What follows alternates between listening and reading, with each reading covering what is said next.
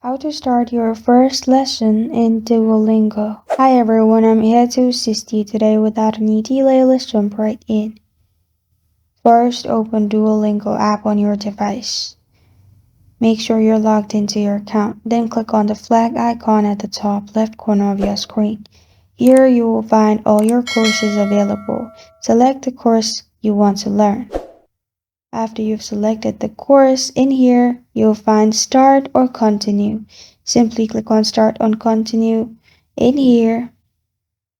After you press on Start or Continue in here, it will lead you to this page, which is your lesson page.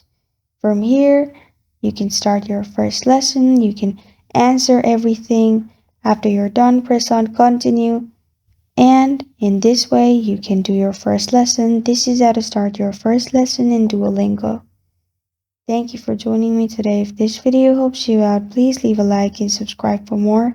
Got a question or want to suggest a topic? Comment below. Thank you for watching.